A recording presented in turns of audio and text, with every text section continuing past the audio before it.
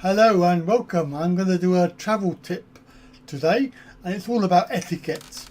So the objective of this is to give you 5 different etiquette situations, mostly on aeroplanes. So number 1 is sharing the armrest. You know what it's like. You're in a 3-seat row here, and you're on the end in the aisle, and you've got 2 armrests, and you want to put your arms out on the armrest, but really etiquette says that you only have control over one.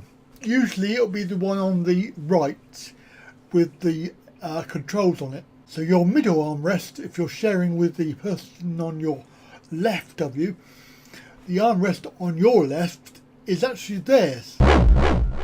Travel tip etiquette number 2 is a hotly debated one and a really annoying one for me, because I really hate it when they do this, but reclining your chair.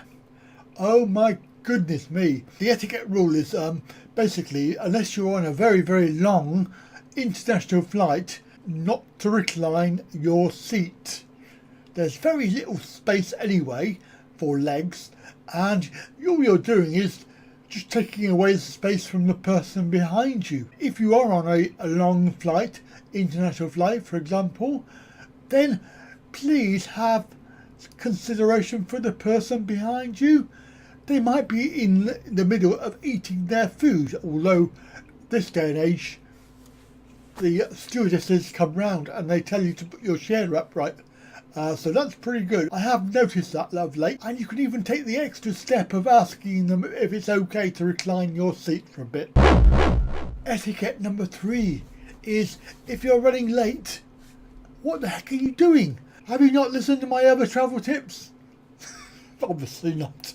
But if there is a huge line at security and you know you'll never make it, and I have been in that situation, what do? Should you politely wait and miss your flight, or should you ask the people in front of you that you can go through and cut through?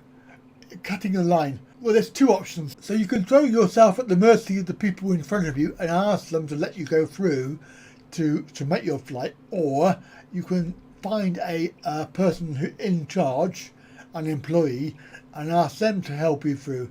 Because I was in Phuket airport and we were stood in this queue, and it was getting towards time and the queue wasn't moving, and basically we just put our hands up in the air and called over some people, because we were never going to make our flight, and they helped us through.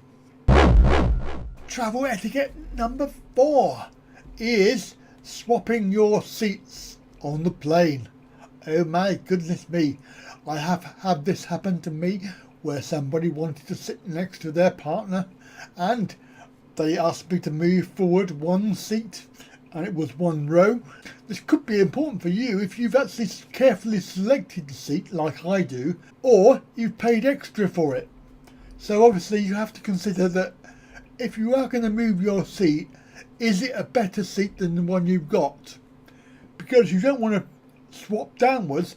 In my case, I was on the aisle, and they were offering me an aisle seat 1 ahead, so I was moving towards the front of the aircraft.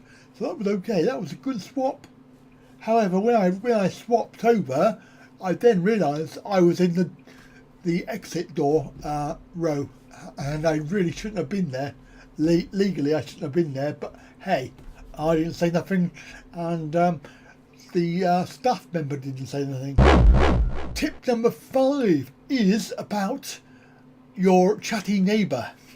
Have you ever had one of those where all they want to do is chat, and then basically if you're one of those people that can't be bothered with all of that, then make sure you bring some headphones, or your eye covers, or earplug. If all that fails, you can always politely say, well, it's been nice talking to you, but I'm going to have a little sleep now.